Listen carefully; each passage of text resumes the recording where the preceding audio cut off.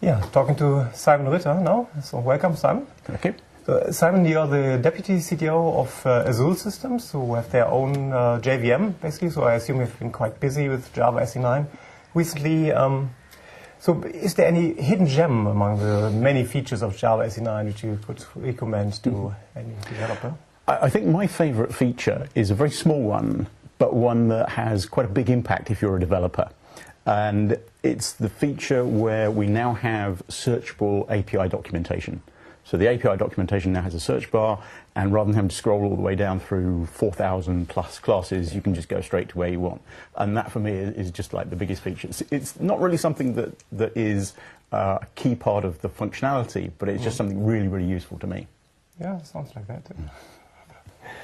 So yeah, with the advent of SE9 with Jigsaw and also the related, let's call it, demission of Java SE embedded, what does it mean for companies who are very active in the IoT and embedded markets, basically? It is a bit of a challenge because clearly what Oracle have done is that they have decided their focus is very much on the cloud and enterprise Java. So what they've decided to do is to focus on that because they clearly have limited resources, and that's their decision.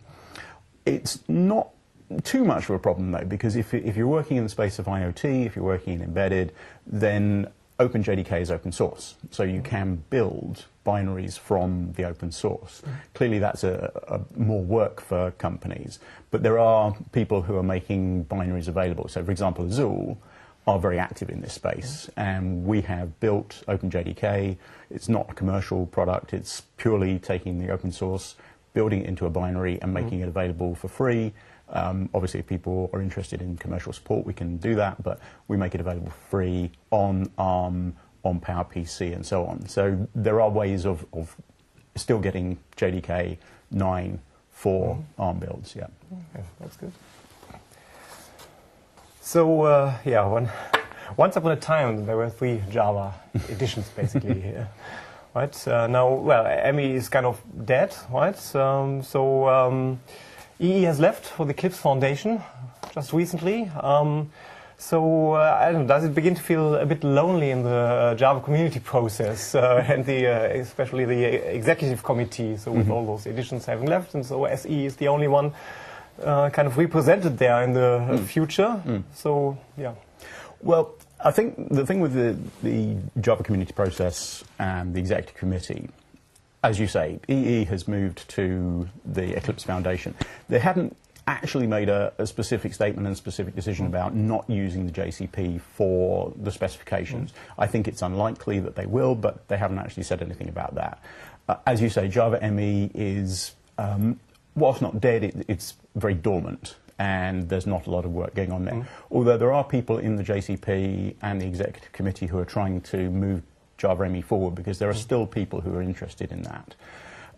From the point of view of Java SE, yes, that's still very much the kind of core specification, and that is going through the JCP. In fact, we had Java SE 9, we now have a JSR for what is called Java 18.3, although it's actually going to be rebranded 10. And then they're just forming the expert group for Java SE 18.9, which will be Java 11. So there is active work going on there. I think you're right, though, that there are some challenges in terms of the JCP, and there will be discussions about this in the next couple of meetings about how we move the JCP forward and what is the role in terms of how we fit in with the standardization of Java. So there are things that need to be discussed, yes. Yeah, assuming that EE will not be part of the JCP anymore, which is quite likely, let's put it that way. So what do you think of the fully organizational separation then? I mean, it's got to be a challenge as well, right? Yes, I think that, as you say, with focusing mostly on Java SE. I mean, there are a couple of other JSRs that people have submitted, especially around like desktop. There's one for machine learning. So there are a few other things that people have tried to do through the JCP. And I think there is still a role for that. But certainly, as I've said, there needs to be some decisions made about how the JCP moves forward and what its role really is in terms of these things. But you would say the JCP as such for SE, that definitely makes sense. Oh yes, go forward. It's very important that there is a standard for Java.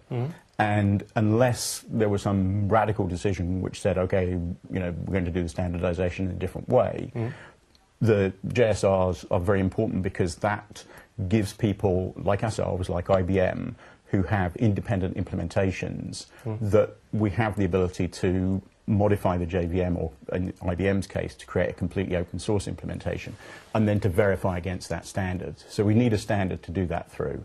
And we need the TCK, we need the reference implementation through the OpenJDK. So it is very important in that respect. Okay, thank you. Thank you.